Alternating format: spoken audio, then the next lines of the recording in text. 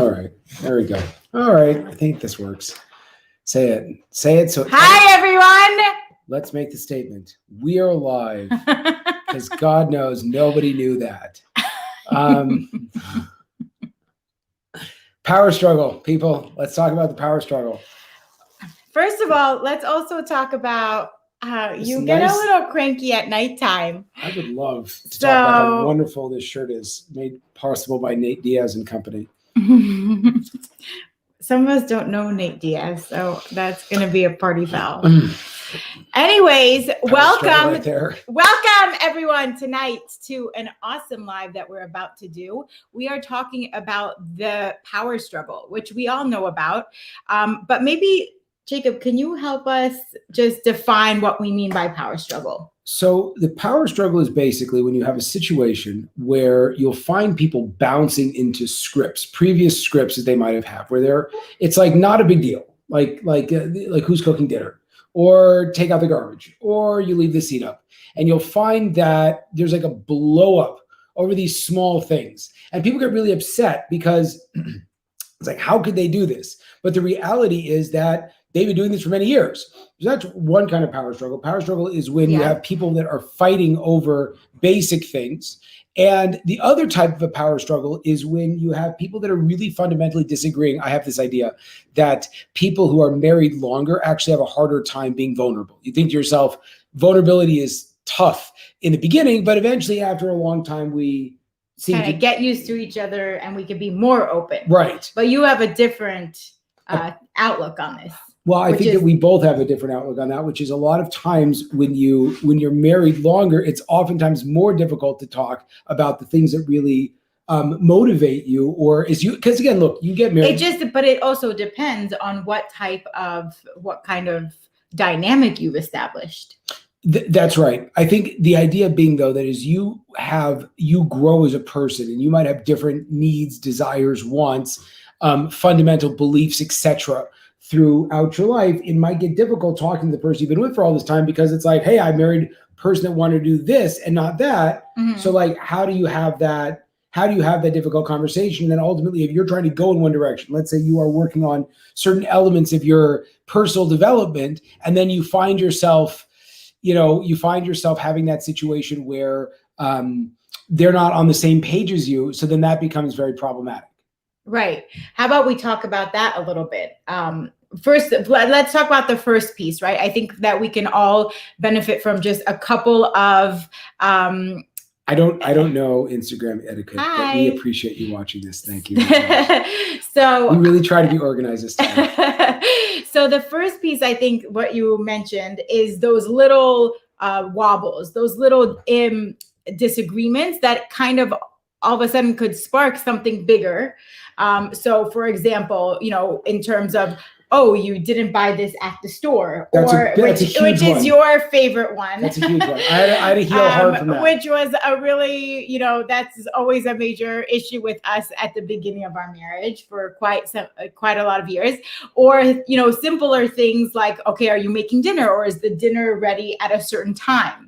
And I think the reason these types of conflicts end up becoming bigger conflicts and a source of frustration is because we tend to attach meaning to the other person's actions. And we sort of assume their intent behind it. Right, exactly. Oh, you did this again because you hate me, or because you're insensitive. Not necessarily because you hate me, but, well, I know you're joking around, but I think the real reason is you're doing this because you don't care about me, because my needs are not as important to you. But it's possible that you haven't really voiced your exact needs or how important something is to you. That's correct. Let's give an example. Well, I mean, we had this classic example, just to us, that we spoke about in the beginning of our marriage, that, I happen to work very quickly and Julie happens to work at a more normal pace, which other people might see as slow. I think anyone compared to you would probably be at it's so funny. Like, everyone would complain that my grandmother was really slow at getting ready. I mean, of course, when people get older, that happens naturally, but maybe I'm more like her. Could be. So anyway, so look, Julie was working on a specific thing, and she wouldn't have time to go to the store. And then I would go to the store because I could go to the store in 10 minutes, like five different stores. And I would get stuff that was wrong. And then Julie would get upset that I got the wrong thing. And you guys, I would get so upset. She would get really upset. I would be like, why did you get the baby carrots and not Julie the carrots for knows, the soup? Julie knows. And he would go back to the store like 15 and times. And also Julie knows, like, she knows how much everything costs to the cent. And like, I will not pick up if there's a different. That was a big source of disagreement for us. Vegetables would be either $1 or $100. I would say, how much was it per pound? And he, I don't know. And he'd be like, the bag was $3. I'd be like, well, that just depends on how much it is per pound. He still doesn't. Really still don't really get those things. Anyway, so we would have this whole, like, it was actual blow up. That's the funny thing about it, is like, people think, oh, you have to have something huge in your marriage, like, I don't know, voting for opposite political parties, or messing around on each other for you to have like this cataclysmic blowout. You could have it over the smallest things over and over again. And that's a classic example of the power struggle of, it's like which one's more important? Like, are we going to focus on, helping each other, which in my mind was like shopping, or for you, it was like seriously me not being careful enough to do the work, right? To actually pay attention. Well, I think that's the point, is that those little things. So there's two ways to view it. Are you going to approach it like this small item is actually inconsequential? Am I choosing love, and am I choosing the emotional connection, and am I choosing to look at the positive things that you did, which is you went shopping for me?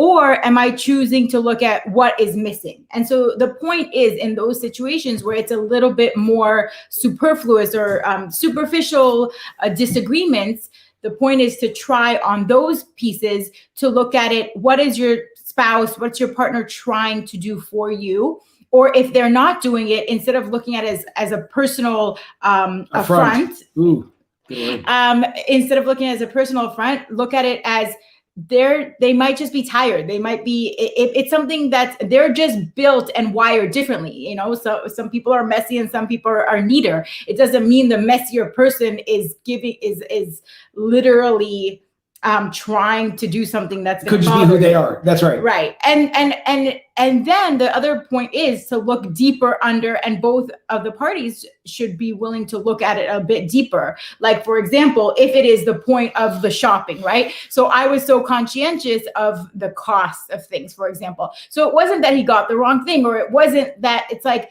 I wanted to always get the best price, but I needed to realize, well, in exchange for getting the best price, I was actually not having to do that chore or that task. Right. So it's focusing on what am I, and I mean, this is a fundamental concept also within delegation and leadership and everything like that, is it's like, if you're going to delegate something, you try to set it up so the person to whom you're delegating can be successful, but you really shouldn't try to micromanage, right? That's I forgot where it's from, but basically you want to set up what the expectation is. You want to set up what the outcome, what the expectation is. You want to set up, what they have to work with, and then you want to not micromanage any of that stuff. So that's the idea, and then allow a person to basically go in the right direction, but then not feel like they're oppressed. So anyway, we saw this concept. The first thing is, when there's a power struggle, if it's on a minor thing, if it's a frustrating small thing. So the idea that you want to do there is to, first of all, I think there's we didn't really talk about this whole idea of moving past and not trying to negotiate things when you're emotionally aroused. Remember we talked about that? Yeah. So first of all, if you're pissed off, like, frankly, you're not going to solve any problems. Ever. This is ever. Time it never out. works. No, honestly, it never works. And again, I'm someone that definitely feels my emotions. Julie also feels her emotions. No, but I'm gonna say that this is something that you're coming to more recently, is that you're able to leave me be in those situations. Because when I am pissed off, you guys, oh my God, you just don't want to come near me. Like, it's not a good time to try to work it out. And that's actually true for most people. You can, I guess, you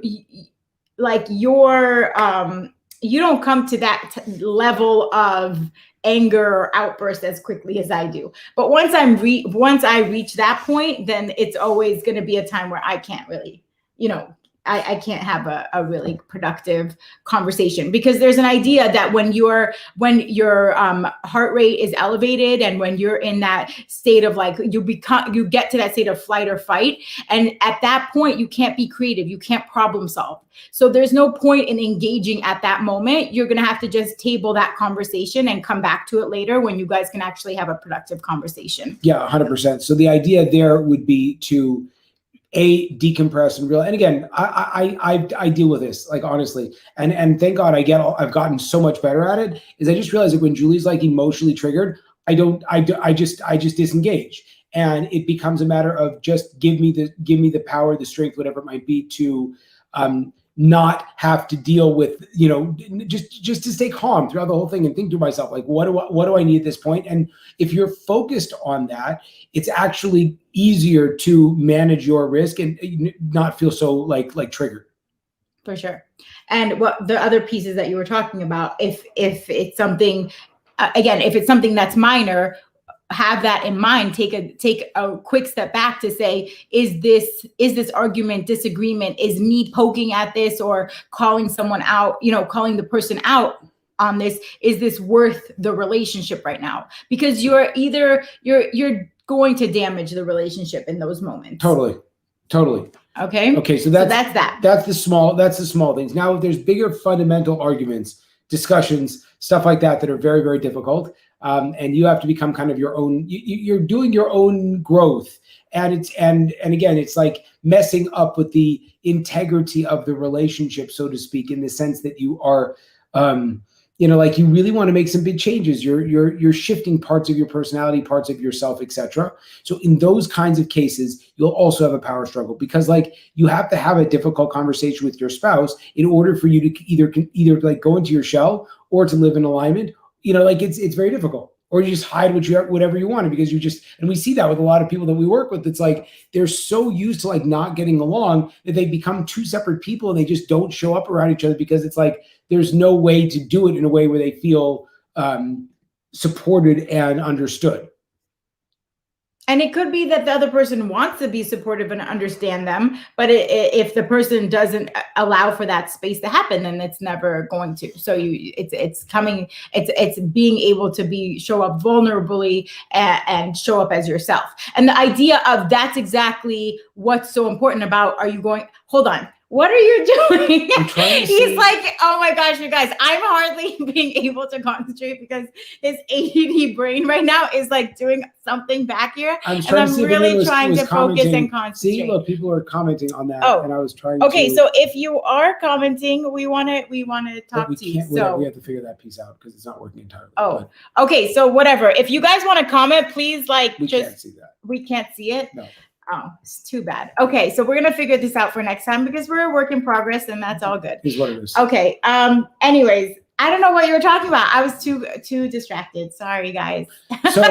So I think the idea would be, as we mentioned, that when you are in the process of becoming a different person or growing, right, and you have to have a difficult conversation, you basically have a decision of whether or not you are going to speak to that person, come out of your shell and actually like discuss with them about where you are. And the interesting thing is, if your spouse comes to you and starts trying to talk about that they're going in a different direction, not necessarily with the marriage, but oftentimes the marriage does go in separate directions if you're not willing to open up and to actually listen to the spouse. And that is actually like a really dangerous piece. So if you're finding yourself that you feel really disconnected from your spouse, because let's say you are growing and they're not, or you're engaging something new or something exciting, or you have something that's really going well for you, and they're quote unquote living the old life that you guys are used to together, it's a really important point if you're able to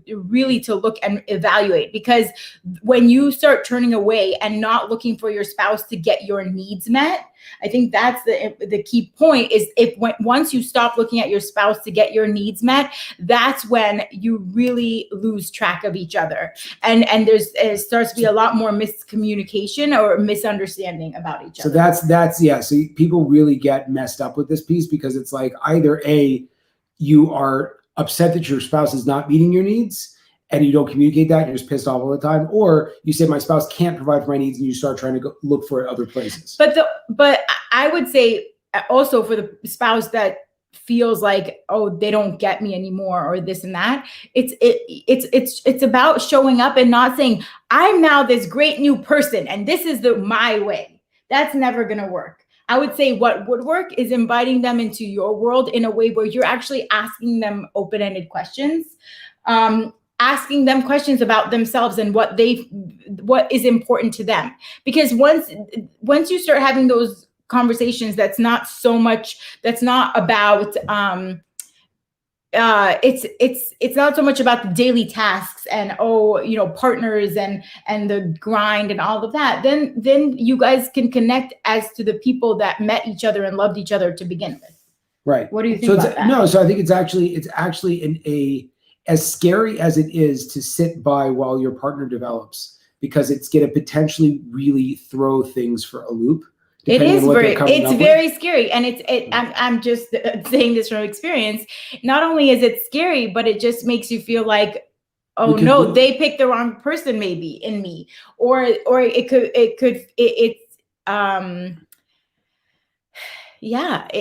brings up a lot of insecurity, even more insecurity. Not only are you seeing them progress, you're seeing them be successful and do new and exciting things. Maybe you're going out and experiencing new social circles or new work circles or things like that. So that's in it of itself kind of makes you feel off balance. But it also is just all of a sudden you're like, what am I doing? I'm here and I'm, I don't have anything going for me. And so if the other person, not to pull you along and say, now you need to have my passion, because the passions could be totally different. That's not what brought you together necessarily. Like you could have a whole new passion, 10, 15, 20 years down through the marriage. But to say you are the person I love, like I want to learn more about you, and bringing the things that you're learning to the person in a way that's not like a confrontation. What do you think? Well, I think, or is that too easy? No, in our coaching group, we had a question of, how do I deal with this imposter syndrome, and how do I deal with this, the sense that I shouldn't be giving advice. And so the advice I gave was, in the sense, if you feel like you're an imposter, it's because you're in your own head and you're not actually worried about your clients, because your clients still need what you're offering, but you've so disqualified yourself. And I think that's the same thing's true when you're looking at your spouse as they're changing, is you're so in your head worrying about what does this mean for me, that you're not actually there and present with your spouse. And oftentimes that's the piece for the spouse. That's so, because marriage, again, here's the secret, marriage stuff is really easy to work on if both people actually care with each other. It's like, why don't you guys listen to each other? It's like, oh, that was really basic, right? But no one does it, right? Because you're so in your own head and you have all this, like, you're carrying the burden, I call it the bag of trash of the, the decades that you've been married and they've screwed up, right? And so it's hard to put the bag of trash actually down and just be present, say, like, what do you actually need? And like, honestly, if both people could do it, the marriage is fine. It's easy. It's solved. But that's why it's so difficult, is that it's so hard for people to do that. Yeah. It is. And I would say what the second piece that we were talking about before that we didn't get to yet was the idea of, okay, so there's the inconsequential arguments. And what about those bigger arguments based on difference of opinion that's like feels like a core value to you, that feels like it's you, who you are as a person? And what if you guys completely disagree about those things? So what do you do to approach it? And one of the people that we read and we listen to are the Gottmans, who have the Love Lab, and they have he's done tons of research and social work on how couples function together and how marriages work and things like that. His whole point is that when the relationship is in that quote unquote gridlock, I mean, when you think about it, it's like them, but the couple butting heads like on a level, and neither of them are going to budge. And the reason for that is because you're asking if they're going to budge. That shows that they're going to basically like give up who they are in order to in order to compromise, and they're not willing to do that. And the point is, underneath that, whatever the argument of that is, whether that be like either let's say like having children, or a money argument, or something with religion, or if politics are like a huge part of your life. So you need to dig a little bit deeper to figure out what is underneath all of that, and why is like, so what does that mean about you? And starting to ask that question, having a safe and secure space, creating that safety between the couple when you're having those conversations to say, why is this important to you? What does this mean about you? Why, from your childhood, what did this mean? And then you can come to your partner with like compassion and understanding and empathy, and you might not solve it. I mean, that was one of the interesting things he said in this speech that I was listening to, is that like 70% of conflict and disagreements in marriage are perpetual, meaning they don't get fixed. I think so. Just to candidly, yeah. With a great appreciation to Neely at the Flexible Chef, dear friend and phenomenal chef and yoga master. What do you call it? Yogi. Yes, I guess. Thank you for asking. The idea of what's the practical piece to take away from all of this? If you're stuck in the power struggle, you need to get above it. You need to get above it, and you need to be asking questions about it, and not you in the power struggle. So the power struggle is like, you're here, you have to try to move to this area. And the interesting thing is, if you have this and you move up here, you don't need the other one to, a lot of times, and practically speaking, I've seen this, like, you don't want to budge because you don't want to like take the higher ground because your spouse almost doesn't deserve it at times. You know what I'm saying? Like that kind of like negative crap. So the reality is, though, if one person just moves themselves up, then all the tension is resolved in a lot of ways. And we've seen that in our own marriage, practically speaking. And we've also seen that in, I've seen that, and we've seen this with clients that we work at. If it's like, instead of saying like, we're fighting this over that, fighting this or that, you just get curious. You're like, well, what do you think this person wants? They're like, I have no freaking idea. I'm so busy fighting with them. So you just ask, like, I'm going to the store. Would you rather me not go to the store? And again, as soon as I asked this question with Julie about the store and like the fighting over the shopping, I said, would you rather me not go? And if I go, would you mind not saying things about if I get the thing wrong? And Julie's like, sure. And so I'll say, do you want me to go to the store? And guess what? She'll say no at a lot of times. I'll be like, cool, great. So I don't have to go to the store. And on the flip side, I'll go to the store. And if you don't make comments anymore, pretty much. I don't think. I don't notice them. But also I made a resolution. If I go to that, if I do the shopping, like, and she makes a comment, I don't care. Like, I'm just like, yeah, sorry, it is what it is, right? Shredded carrots. Yeah, that's what's happening. Or sometimes I get my friends to like make a big deal about how I got the right things. But that's the concept, is you need to pull above the power struggle in order to get out of it. There's no way to force your way through the power struggle, because you will either you're gonna either compromise the marriage. But Neely said being grateful for the face that. I'm not sure if that's a typo or if that's a different language. But yeah, you're going to compromise the marriage if you're trying to get through that. If you're gonna punch through that struggle. Right. So yeah, that you're never gonna force your spouse or partner to become someone they're not, or to back down when it's something that's so critical to them as a human. Right. And Neely pointed out that thing about gratitude, which is something that you were speaking about earlier, which is like that you should have the perspective that you should be grateful for the fact that you have someone to shop for you, because go ahead. What were you saying? Right. No, I'm saying, so how do you turn it around? That's like a great question of, okay, so you have these issues. First of all, I would say that there's certain things like to create technical success, as in any business or with parenting or with any aspect of your life that you want to become better at. There's something called technical success that you want to start to incorporate into your marriage. So that being, if there's, certain tasks that are not done or that you're not happy with, to be able to bring that up, not in that elevated, like hyper aroused state when you're really angry, but to bring it up during a calm time when you say, hey, can we work this out? Can we start looking at the budget together when we're not both pissed off and it's like not the 31st of the month when there's no money left? So that's super important. Most people are so conflict averse, they don't ever want to bring up bad stuff. But the reality is that, like, if you're calm and you're not fighting, it's okay to speak about who's going to make dinner the next week. Right. And I don't think a difference of opinion is not necessarily a conflict that has to be blown up. So the way that you solve a lot of these smaller problems or even these bigger problems is just like set a context around it and be like, hey, could we discuss this thing that like usually trips us up. Can we do it in a way we don't fight? We actually have that as like an assignment we do for ourselves, do for other people. It's like the goal is just to have a conversation about this without walking away like being angry. And so if you kind of change the definition of what, again, it's not a struggle. There's no struggle anymore because it's just two people trying to work through something. Right.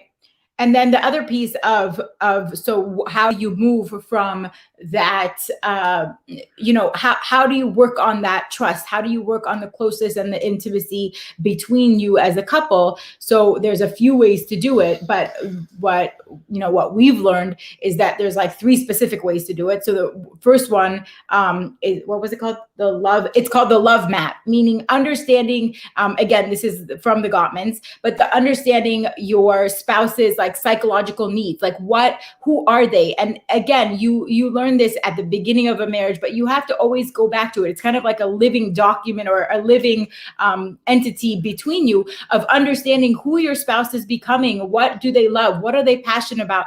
Being able to ask those questions that are like just understanding who they are as a person, because that opens an emotional space and trust between you that allows for those connections on a positive basis. Right. Okay. The second one was, what was it? Living that appreciation. Yeah. Basically having admiration and respect for your spouse. And that's on a constant small basis, meaning there's always, a lot of times like today I had to take my son, he had to get dental work. So I was at the hospital with him for a long time. So Jacob said, thank you. And it's like, yeah, obviously what was I going to do? Not take him for his dental work? Of course. Or Jacob, like he's working all day. So I say, most days I say, thank you so much for working hard today.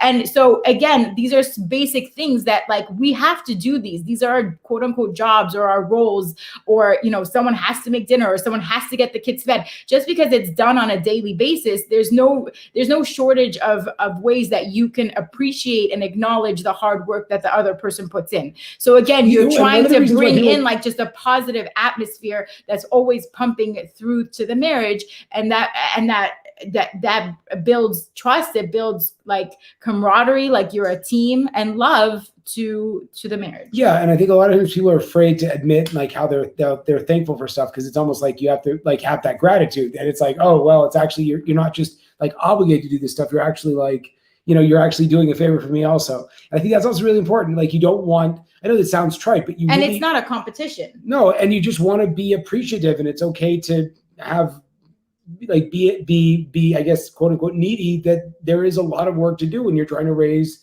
a family. Right. Number 3 and final piece. Do you remember? Yeah. What? Friendship.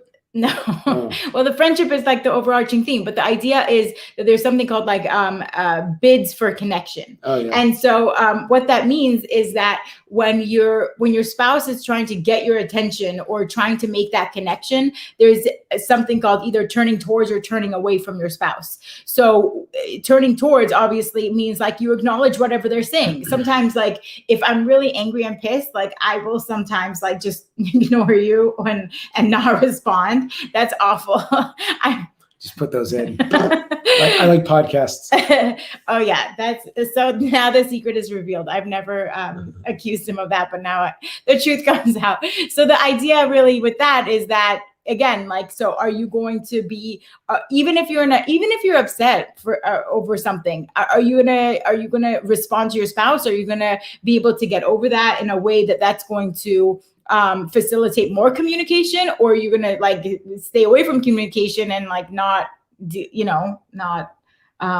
engage? Yeah, exactly. Right. Because it's just a reinforcement to the spouse to like, okay, I don't have a space to make that connection here.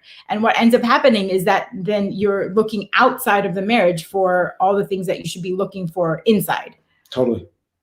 Okay, yeah. I think that kind of wraps things up, no? Yeah, I wish you guys could ask questions. I guess we'll figure this out for next time. But thank you for joining us, and we would love to hear your comments. And please reach out to us if you need any help or need any feedback for your own personal relationship, because we're here and we would love to be part of your journey. Thank you. Take care, guys.